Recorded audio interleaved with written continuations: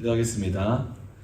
하나님 감사합니다. 오늘 또 저희 임마누엘 찬양팀으로 이 자리에 함께 할 수 있게 해주시니 감사드립니다. 오늘도 주님께서 허락하시는 말씀 가운데 우리가 주님의 마음을 깨닫게 하시고 또 주님이 찾는 예배자로서 저희가 아버지 하나님 성장되게 하여 주시옵시고, 하나님 저희 안에 정말 주님을 향한 굶주림과 또 주님을 향한 기대함과 주님을 향한 간절함이 아버지 하나님 가득 차게 하여 주시옵소서.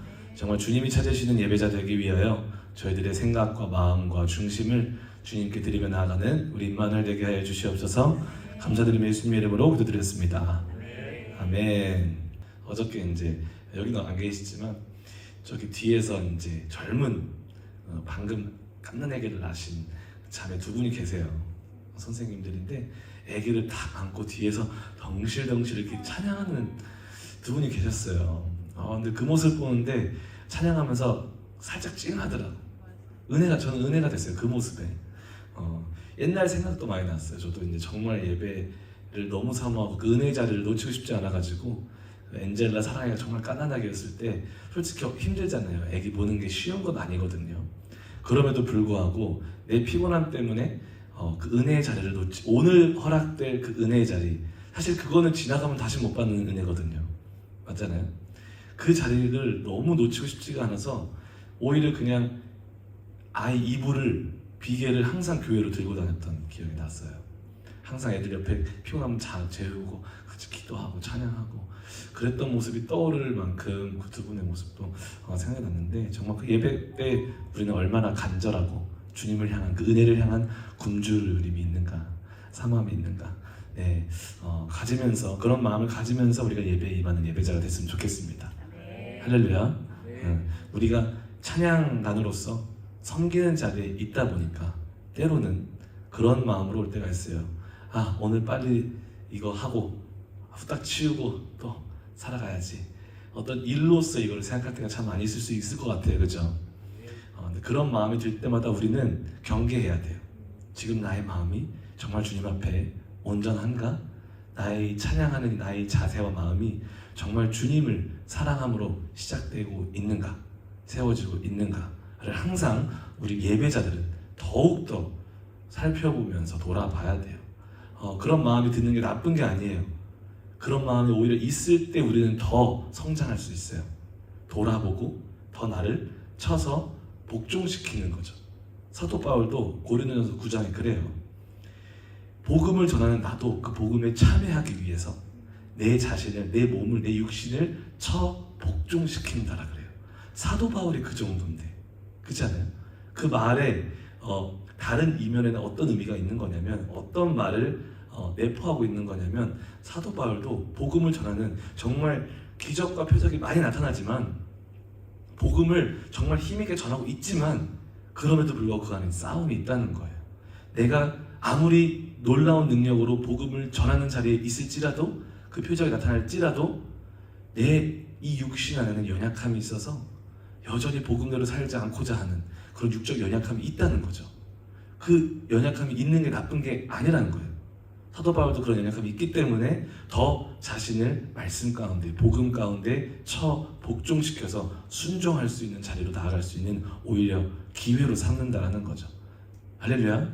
네. 두 번째, 예배 묵상 두 번째, 3일이 지났다. 그동안 내 안에 어떤 이거는 이제 여기 40일 쭉 가면 3일인데요. 그동안 내 안에 어떤 기대감이 일어나고 있습니까? 여러분들, 우리가 이제 지난주 제가 한국 갔다 오기 전부터 기대감, 예배의 중요한 요소 중 하나가, 첫 번째 요소가 기대감이라고 말씀을 드렸는데, 여러분들 안에는 여러분들이 드려지고 있는 삶 속에서의 예배, 여러분들의 예배, 그리고 우리의 공적인 예배, 주일날 KB 예배, 우리 주일대 예배, 금요 배달 기도회, 수요 예배 가운데 여러분들은 그 모든 예배 가운데 어떠한 기대감이 일어나고 있습니까?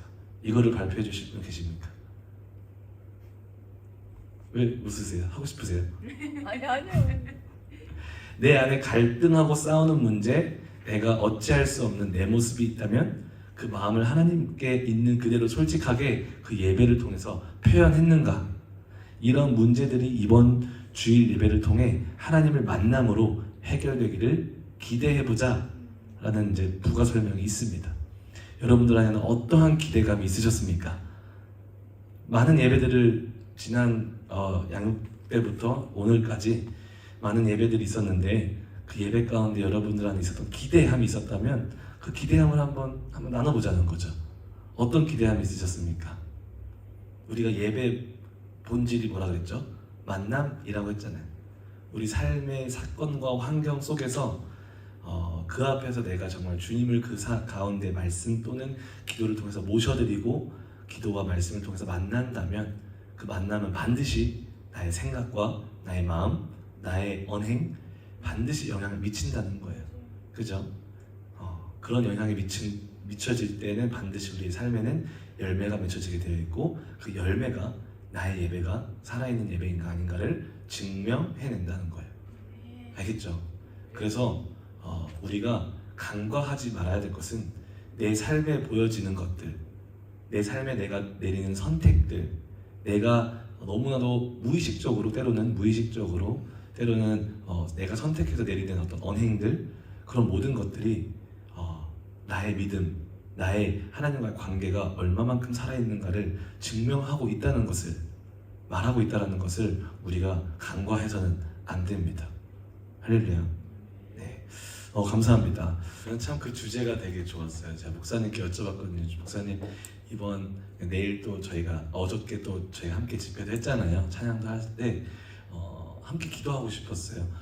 지금 청년들이 거룩이라는 주제로 수련회를 하고 있는데 저희가 청년부에서 집중해서 기도하고 있는 그런 제목이 있으시면 나눠주시면 같이 그걸로 기도하겠습니다 했을 때 그 부분을 나눠주셨거든요.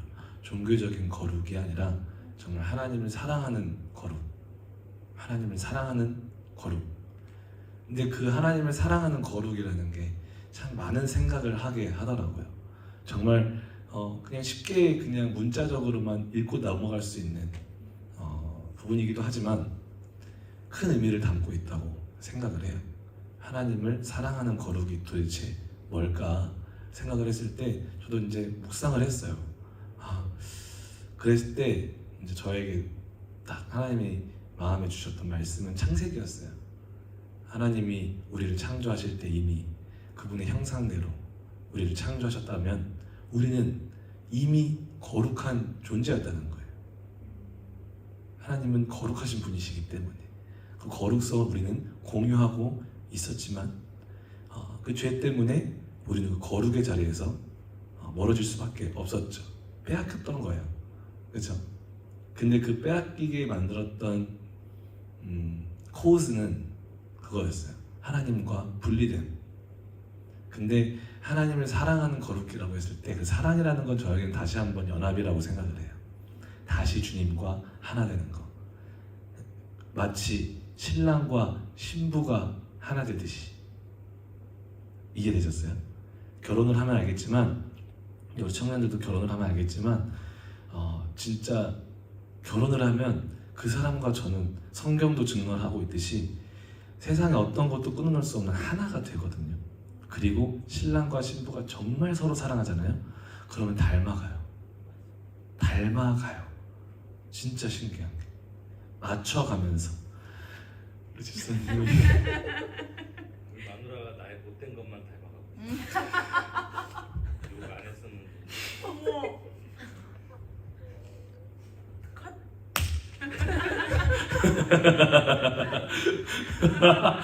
네, 제가 지난번 영상 보니까 자른다고 했던 부분 하나도 안 잘랐더라고요. 그래서 똥오줌 뭐 다 나왔어요.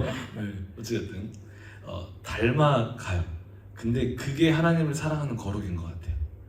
진짜 거룩은 내가 뭔가를 막 열심히 해가지고 내가 스스로 막 거룩하게 되는 그런 것이 아니라 하나님을 사랑하면 거룩하게 돼요. 하나님을 사랑하면 주님은 어떤 분이신지, 내가 사랑하는 주님은 무엇을 좋아하지? 내가 사랑하는 주님은 이때 어떤 생각을 하실까? 내가 사랑하는 주님은 어떤 성품을 갖고 계실까? 내가 사랑하는 주님은 뭘 좋아하실까? 그런 것들을 생각하게 되면 우리가 성경을 통해서 그걸 알아갈 때에 우리가 그렇게 맞춰져 간다는 거죠.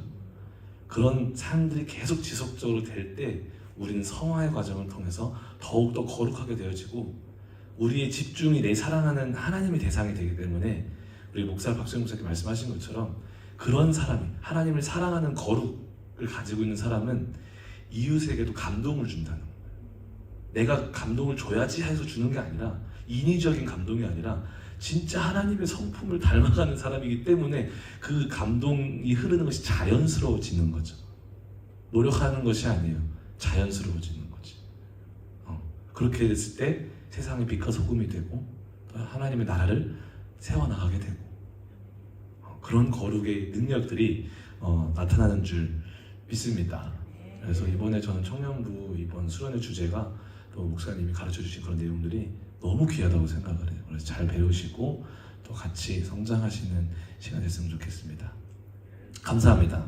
자, 오늘 우리 함께 양육할 텐데 끝난 거 아닌가? 짧다고 그러셔가지고 와. 서론이었습니다, 지사님. 자, 타이틀 한글 크게 읽겠습니다. 몇 쪽이죠? 76쪽. 오늘 타이틀 뭐죠? 72쪽. 어머, sorry. 72쪽. 네, 어쩐지. 72쪽 타이틀 큰 소리로 읽겠습니다. 시작. 굶주림은 강력한 기대감이다. 입니다. 굶주림은 강력한 기대감이다. 라는 거예요.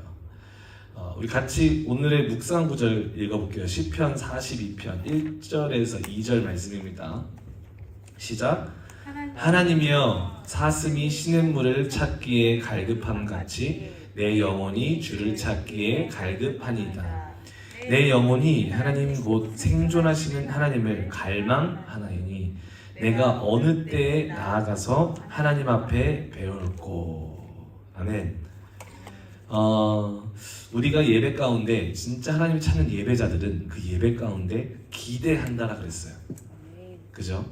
기대한다라고 했는데 그 기대함에 있어서 그 전제되어지는 가장 중요한 요소가 뭐라고 설명하고 있습니까? 오늘 제목에서 말한 것처럼 굶주림이다. 굶주림. 우리가 굶주릴 때, 우리가 배고플 때 우리가 식량을 찾잖아요. 그죠? 마찬가지로 우리가 하나님을 향한 굶주림이 있을 때, 내 안에 영적인 굶주림이 있을 때 우리는 하나님, 우리가 예배하는 하나님, 그리고 하나님으로부터 오는 영의 양식을 기대하게 된다는 거예요. 그렇다면 중요한 질문은 이것이 되겠죠. 여러분과 저는 얼마만큼 굶주려 하고 있습니까? 라는 거예요. 여러분들의 예배 가운데 여러분들은 얼마나 굶주림의 상태로 나오시냐는 거예요. 우리가 아무리 진수성찬이 차려져 있어도요, 내 안에 굶주림이 없잖아요. 그러면 그 음식들이 맛있어 보이지가 않아요. 3일 금식 해보셨죠? 웬만한 분들은 다 안 해보셨구나. 3일 제가 3일 금식을 좀 많이 했었어요. 근데 어느 날은 이게 되게 신기한 게 성령님이 주거장해 주실 때는 3일 금식이 정말 식은 죽먹기예요. 너무 쉬워요. 배가 전혀 고프잖아요. 시간도 빨리 가요. 근데 이게 내 의지로, 내 욕심으로, 내 힘으로 할 때는요, 한 끼도 굶기가 힘들어요. 그런데 제가 한 번은 3일 금식을 하는데 뭐가 제일 먹고 싶었냐면 우리 글로리아가 둘째가 너무 어릴 때였어요. 근데 그 애가 제일 좋아했던 음식이 뭐였냐면 계란밥이었어요. 계란밥. 간장과 참기름 딱 넣어가지고 그 구수한 냄새가 팍, 풍미가 팍 퍼지는 그 계란밥. 그걸 내가 해줬어야 됐거든. 3일 금식하면서. 그거를 해줄 때마다 진짜 한 입만 먹고 싶다. 정말로 먹고 싶었어요. 세상에 어떤 음식도 필요 없었어요. 나 이거 한 입만 먹으면 정말 와. 마지막 날 딱 1시간 남겨놓고 제가 어디서 서성거렸게요. 냉장고 앞에 계란이 남았나 안 남았나 사수하려고. 이것만큼은 줄 수 없다. 계란 2개 딱 남아있는 거 사수하려고. 그리고 딱 계란 딱 12시 되자마자 풀어가지고 막 먹어요. 계란밥. 평소에는 계란밥 하면은 그냥 그거 왜 먹어? 이렇게 할 수도 있는 밥인데 배가 고플 때 그 계란밥이 그렇게 맛있어. 배가 고프니까 그렇죠? 우리가 배가 고프면 정말 이 음식들이 다 맛있게 엄청 먹잖아요. 그런데 우리가 배부르게 먹고 나면 어떻게 돼요? 안 보여요. 안 보여. 그 아무리 맛있는 음식이 앞에 있어도 더 이상 못 먹겠다. 뷔페를 가도 그렇죠, 그렇죠? 딱 맨 처음 들어갔을 때 막 눈이 막 튀어나올 것 같아. 와, 뭘 먼저 먹어야 되는 거야? 와, 이러는데 딱 먹고 한 30분도 안 가죠. 딱 한 15분 막 먹고 나면 음식을 안 보여, 그렇죠? 냄새도 막 어우 막 이렇게 될 때도 있어요. 너무 배부르니까. 마찬가지예요. 우리가 배가 고파, 영적으로 배가 고픔이 느껴져야 영양식을 기대한다는 거예요. 하나님으로부터 받는 은혜를 그 예배 가운데 기대할 수 있다는 거예요. 굶주림이 있을 때. 그렇다면 여기서 한 가지 더 질문을 할 수가 있죠. 여러분, 그러면 우리는 무엇에 대하여 굶주려야 할까요? 무엇에 대하여 굶주려야 할까요? 마태복음 5장을 보게 되면 이런 말씀이 있어요. 5장 이제 예수님이 산에 올라가 앉으셔서 제자들과 나온 사람들에게 입을 열어 가르치기 시작합니다. 산상수훈으로 알려져 있죠. 그렇죠? 산상보훈이라고 그래요. 너무 보배롭고 귀한 말씀이기 때문에 우리 마태복음 5장부터 7장만 우리가 정말 잘 배우고 그것들을 실천하고 살면은 정말 멋있는 신앙이 될 수 있어요. 그 중에 이렇게 말을 해요. 심령이 가난한 자는 복이 있다. 그리고 또 무슨 말씀이 있냐면 6절에 보게 되면 의에 줄이고 목마른 자는 복이 있다. 그래요. 팔복에서 복이 있다는 의미는요, 내가 의에 줄여야지만 복이 있는 사람이 되는 것이 아니라 원어적으로 보게 되면 순서가 반대예요. 순서가 반대예요. Blessed are those who라고 이렇게 시작해요. 이미 복 있는 사람이 누구냐 하는 거예요. 이미 복된 사람이 누구냐는 거예요. 이미 복받은 사람은 어떤 삶의 증거들이 나타나느냐 이 말이에요. 내가 이걸 해야지 복받을 수 있는 게 아니라 내가 저렇게 해야지 복받는 것이 아니라 이미 예수님을 만남으로, 주님과 연합됨으로, 신랑과 신부의 관계가 형성됨으로, 아버지와 자녀의 관계가 형성됨으로, 주님을 내 목숨보다 더 사랑할 수 있는 관계가 형성됨으로 복이 된 자들은 그 삶에 이런 현상이 나타난다는 거예요. 어떤 현상이요? 의에 줄이고 목마르다는 거예요. 심령이 가난하다는 거예요. 여기서 심령이 가난한 자는요, 어떤 것을 설명하냐면 그 우리의 가난함과 굶주림의 상태가 어떠한 상태인지를 설명해 주는 거예요. 이거를 원어로 보게 되면 이 가난하다라는 상태는요, 그냥 단순히 내가 조금만 노력하면 해결할 수 있는 정도의 가난함을 표현하는 단어가 쓰여지지 않았어요. 이 가난함은 어떤 가난함이냐면 나로서는 해결할 수 없는 가난함이에요. 삼자, 누군가가 외부에서 나를 도와주지 않는 이상 나는 이 가난함에서 해결될 수 없고 자유로워질 수 없고 나는 그 가난함 속에서 죽을 수밖에 없는 처절한 가난함을 의미하고 있습니다. 삼자의 도움이 필요한 가난함이에요. 무슨 말이냐면 진짜 복된 사람은 누구냐면, 정말 예수님 아래서 복된 사람은 누구냐면 예수님 없이는 못 사는 사람. 그게 복 있는 사람이고요. 그리고 의에 줄이고 목마른 자는요, 그 우리의 굶주림의 대상을 설명해 줍니다. 우리가 뭐에 대해서 굶주려야 하는가? 뭐에 대해서 굶주려야 된다고 말합니까? 한 단어죠? 의. 여러분들은 예배 가운데 의에 대해서 굶주리고 계십니까? 그럼 여기서 말하는 의는 무슨 의입니까? 우리들이 성경을 보면서 이런 것들을 질문을 해야 돼요, 여러분. 당연하게 질문을 해야 돼요. 우리가 알아야 그 말씀대로 살아갈 수 있고, 알아야 그 말씀대로 기도할 수 있고, 다른 것들을 추구할 수 있는 거예요. 여기서 성경이 여러분과 저에게 말하고 있는 그 굶주림의 대상이 되어야 되는 것이 뭐냐고 말하냐면 의예요. 근데 여기서 의는 뭐냐면요, 어떤 이야기를 우리가 이해해야 되는데, 요셉 이야기, 요셉과 마리아 이야기를 조금 이해해야 돼요. 지난번에 제가 잠깐 설명드린 것 같아요. 그죠? 마리아가 천사를 통해서 누구를 잉태하죠? 예수님. 우리 딱 이 이야기만 들으면 와우, amazing story 이렇게 하죠. 와, 진짜 하나님을 할 수 있는 놀라운 이야기 이러죠. 근데 그 당시 우리가 돌아가 볼까요? 만약에 마리아가 요셉과 정혼한 상태예요. 결혼한 게 아니라 유대인들은 결혼을 2번 한다고 말씀드렸죠. 정혼과 결혼이에요. 정혼한 상태에서 남편은 떨어져 있어요. 지금 요셉은 떨어져 있습니다. 떨어져 있는 상태에서 마리아가 요셉을 알지 못하고 임신을 해버린 거예요. 그 당시에 율법의 의로는 마리아는 어떤 대우를 받아야 됐을까요? 네? 죽어요. 그냥 그 당시 문화가 그렇게 말하고 있는 게 아니라 유대인의 법의 기간이 된 근간이 된 율법이 뭐가 의냐고 말하고 있냐면 이런 남자를 알지 못하고 음행한 여인은 돌로 쳐 죽이라라고 구약 성경에도 기록이 되어 있어요.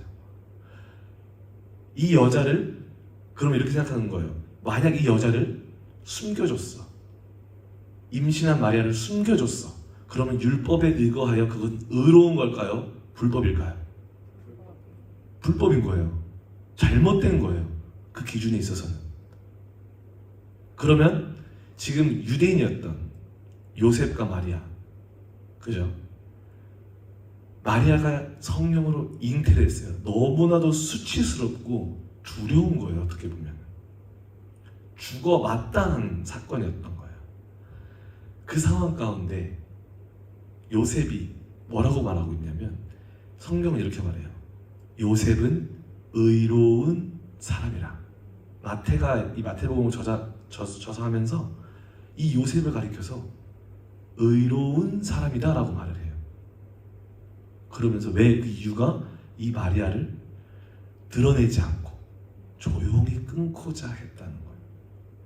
이 여자를 죽게 내버려 두지 않고 조용히 끊어내고자 했다는 거예요. 그러면 그 행위는 율법으로 봤을 때 의로운 걸까요? 불법일까요? 왜요? 보여줬잖아요. 네? 악법. 법을 어겼기 때문에 그래요. 유대인의 법으로는요, 그거는 범죄를 저지른 거예요. 그죠? 근데 성경은, 마태는 그 마태복음의 독자가 누구냐면 유대인들이거든요. 유대 기독교인들이에요. 그 유대 기독교인들에게 하나님이 원하시는 의로움, 의에 대해서 설명하고 싶었던 거예요.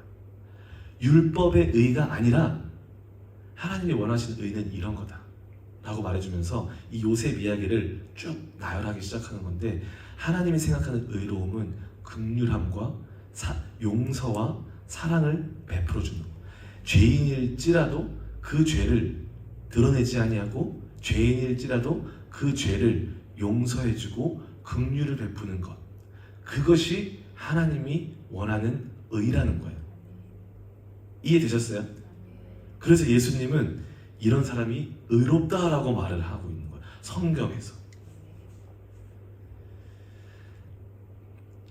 이게 무슨 말씀을 우리에게 해주고 있는 거냐면, 지금 우리가 무엇에 굶주려야 됩니까? 라고 했을 때 성경은 의에 대해서 굶주려야 합니다 라고 말씀합니다. 그럼 그 의가 뭐냐면 죄인까지도, 우리의 연약함까지도, 우리의 치부까지도 용서해 주시는, 그리고 그분의 온 생명을 다 바쳐서 우리를 의롭다 해주시는 그 의로움에 우리는 굶주려야 한다는 것을 말씀해주고 있는 거예요. 그러면 진짜 예배자들, 하나님이 찾는 예배자들은 기대하는 사람이고, 그 기대함은 우리가 굶주릴 때 기대할 수 있다고 말을 하는데, 그럼 우리가 이 예배 가운데 무엇을 기대하며 어떤 것에 굶주려야 되냐는 거예요. 바로 오늘 주님께서 나의 모든 연약함까지도, 오늘 나의 모든 죄악까지도 용서해 주실 것이다. 주님이 나를 다시 한번 소성시켜 주실 것이다 라는 것을 바라면서, 그것을 정말 이거 아니면 내가 살 수가 없습니다, 내가 해결할 수 없는 나의 이 연약함, 이 고통, 이 죄악들을 주님만이 해결해 줄 수 있습니다 라는 마음과 기대함과 자세로 예배 가운데 임하는 예배자를 주님이 찾으신다는 거예요. 이해되셨어요? 이해되셨나요? 네. 그런데 우리가 참 안타까운 것은 우리 예배 가운데 가장 인색하게 우리가 나아가는 것이 우리의 죄를 가지고 하나님 앞에 나아가는 모습이에요. 여기 우리는 다 잘하고 계시는 것 같지만 대체적으로 우리가 예배에 오면서 정말 주님 앞에 내 죄를 자복하고 통회하며 무릎 꿇고 나오는 성도들이 많이 없다는 거예요. 아담과 하와가 죄를 범하고 죄를 숨기려 하던 것처럼 우리는 여전히 하나님에게까지도 나의 죄를 숨기려고 하는 자세와 태도를 가지고 살아갈 때가 많이 있다는 거예요. 그렇지 않나요? 그렇지 않나요?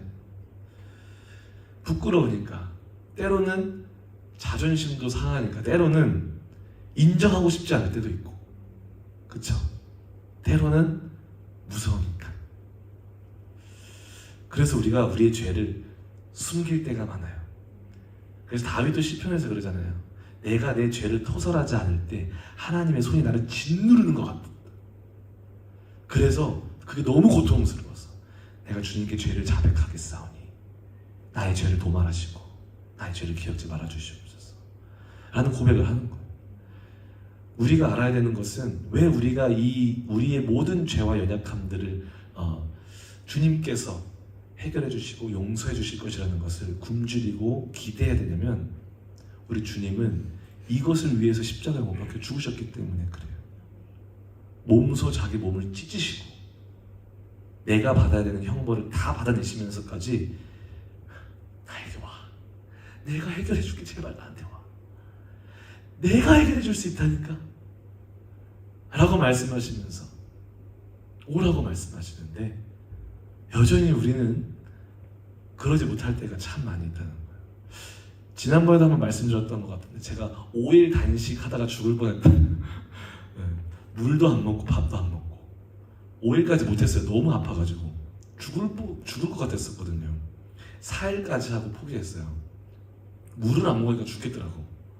진짜 밥을 안 먹는 거 제가 참겠어요. 근데 물을 안 먹으니까 3일차 저녁부터 입이 쩍쩍 갈라지기 시작하면서 혓바닥이 마르기 시작하는데 너무 아픈 거예요. 여기 속까지가 너무 아픈 거예요.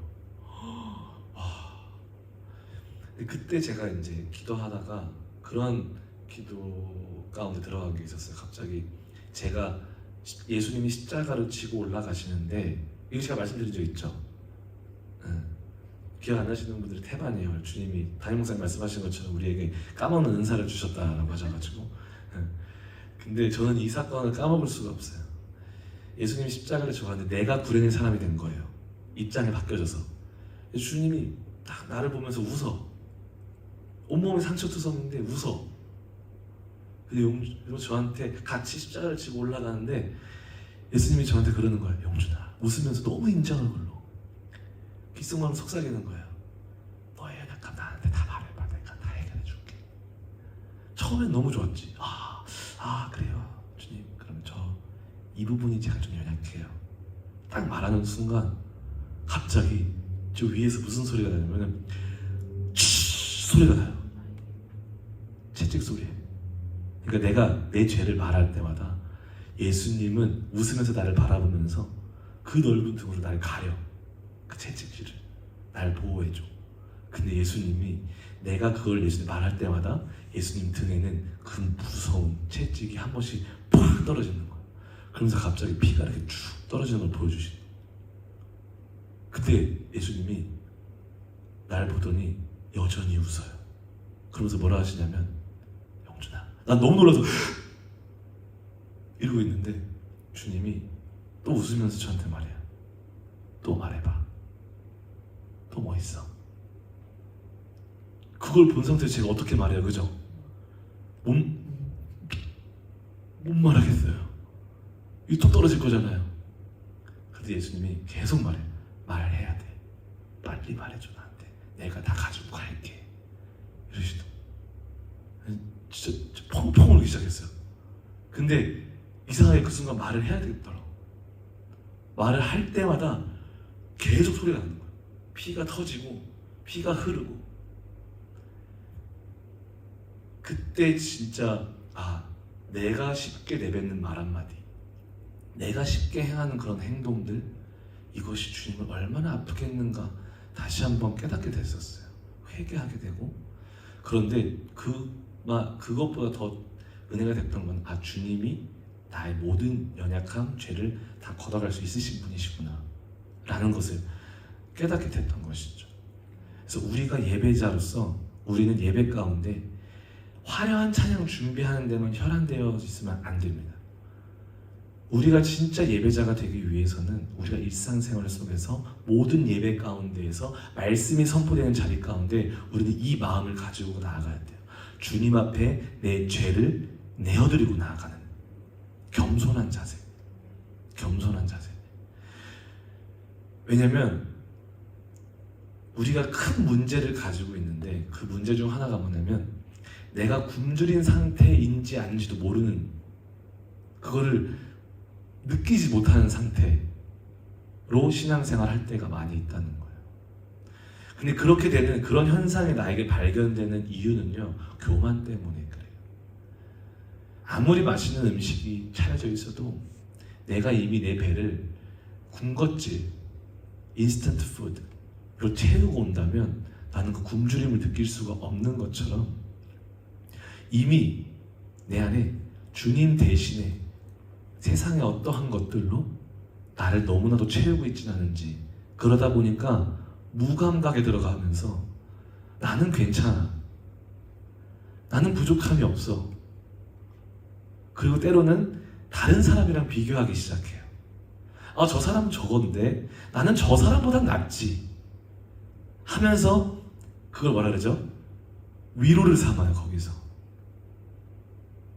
주님이 바라보시는 나는 그게 아닌데. 그럴 때가 참 많이 있다는 거예요.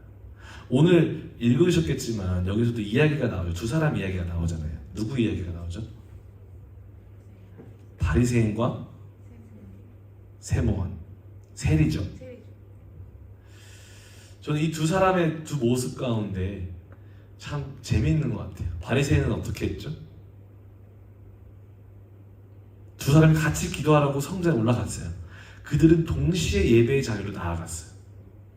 근데 그 바리새인은 어떻게 했습니까? 서서 나는 다른 사람들처럼 사기꾼도 아니고 거짓말도 하지 않고 간음도 안 합니다. 그리고 여기 나랑 같이 예배드리고 있는 이 세리와 같지도 않습니다. 나는 모든 수입의 11조도 바치고 있습니다. 2번씩 금식합니다. 라고 하면서 나의 이 부족함과 연약함과 그 갈망, 굶주림으로 나아가기보다 오히려 어떤 모습으로 나아가고 있어요? 교만한 모습으로 나아가고 있어요. 나는 괜찮아요, 주님. 나 이 정도면 괜찮은 사람. 우리 찬양 한 일주일에 2번씩 4시간씩 연습했어요, 주님. 저희 괜찮아요. 저 이 정도면 충분히 주님 섬기고 있는 거 맞아요. 다른 누가 이렇게 섬겨요? 그죠? 다른 누가 우리처럼 섬겨요? 임마누엘뿐만 아니라 KB도 섬겨요. 베델도 섬겨요. 저희같이 사는 사람이 누가 있어요? 저희처럼 교회 많이 나온 사람이 누가 있어요? 혹시 우리 안에 그런 마음으로 나아가시는 분 있으십니까? 없어야 됩니다. 이런 자세로 예배 가운데 나아가는 사람에게는요, 기대함이 있을 수가 없어요. 자기 만족만 있을 뿐이에요. 주님은 그런 모습이 아니라 세리와 같은 모습으로 나오길 원합니다. 세리의 모습을 통해 우리는 어떤 모습을 발견할 수 있습니까? 그 모습에는 어떠한 비교 의식도 우월 의식도 없어요. 그죠? 그 모습 안에는 자신의 영적 상태를 정말로 돌아볼 수 있는 겸손함이 있어요. 그 모습 안에는 자신의 영적 연약함 속에 주님께 나아가서 나의 연약함, 나의 죄악이 무엇이든지 간에 주님 앞에 내려놓을 수 있는 겸손함이 있어요. 그리고 그 모습 안에는 주님이 정말 원하시는 그 굶주림이 있어요. 무슨 굶주림이었을까요? 주님 앞에 이 예배 가운데 주님을 만남을 통해서 그 주님이 나를 만나 주시고 그 주님이 나의 모든 연약함을 바라봐 주실 것이고 그리고 나의 모든 죄와 연약함을 회복시켜 주실 것이다. 그분만이 나를 살리실 수 있다. 예배를 통해서 주님과의 만남을 통해서 라는 기대감이 그 굶주림 가운데 있었다라는 거예요. 어제도 이제 금요 예배 다 하고 이 앞에 나와서 기도하는데 지난번에도 말씀드렸잖아요. 저는 금요 기도회 때 제일 좋은 시간이 예배 다 드리고 혼자 앞에 나와서 무릎 꿇고 주님 앞에 기도하는 시간이 제일 좋다고. 그때 제가 이런 기도를 했어요. 부분 중 하나인데 주님 너무 연약한 것밖에 보여지지가 않아요. 맡은 건 많고 참 막막할 때도 많아요. 때로는 두려움도 있어요. 주님 이거 어떻게 하면 좋을까요? 다 그러고 기도를 하는데 막 기도를 하다가 이제 제 입을 살짝 닫고 주님의 음성을 듣고 싶었어요. 마음속에 은은하게 들리는 주님의 음성을 조용하게 딱 묵상을 하고 있는데 은은하게 제 마음 가운데 이런 마음을 딱 주시더라고요. 너가 원하는 그리고 너가 그리고 있는 어떠한 것이 아니더라도 그렇게 안 되더라도 내 안에 거하고 있으면 완전하단다 라는 마음을 주시더라고요. 근데 그게 저한테 너무 큰 위로가 되는 거예요. 그리고 그게 저한테 너무 큰 자신감으로 다시 한번 임하면서 맞지. 내가 뭘 하든 그게 되든 안 되든 내가 목표하고 있는 그 모습이 되든 안 되든 내가 그 모든 과정 가운데 주님 안에 있다면 나는 완전하다 라는 마음을 주시면서 되게 위로를 많이 받았어요. 그것처럼 오늘은 이제 그런 걸 가지고 기도했으면 좋겠어요.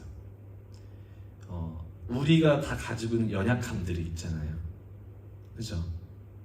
지금 내가 내 마음속에 지금 제가 딱 이 말했을 때 생각나는 것들이 있을 거예요. 그렇죠? 그런데 우리가 기대했으면 좋겠어요. 예배를 통해서 다른 누군가를 바라보고 나의 어떠함을 나를 이해하지 말고 그냥 주님 앞에 내 있는 모습 그대로 다 가지고 나오는 예배자. 그리고 굶주렸으면 좋겠어요.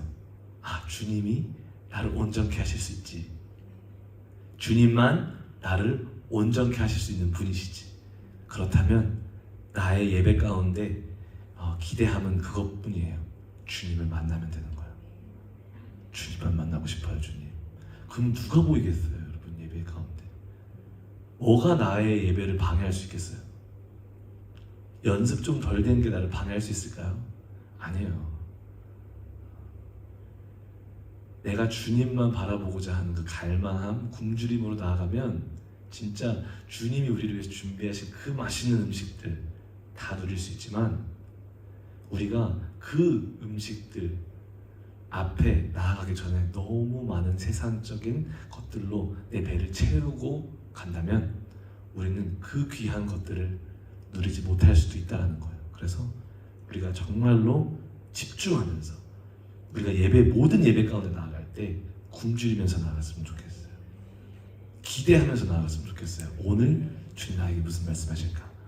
오늘 우리 목사님을 통해서 나에게 선포되는 말씀이 나를 어떻게 소성시키실까? 그리고 나는 그 말씀을 이번 한 주 동안 어떻게 내 삶 속에 붙잡고 순종하며 나아갈 것인가에 대한 그런 것들을 기대하면서 살아가시는 참된 예배자 됐으면 좋겠어요. 할렐루야. 할렐루야. 같이 기도하십시다.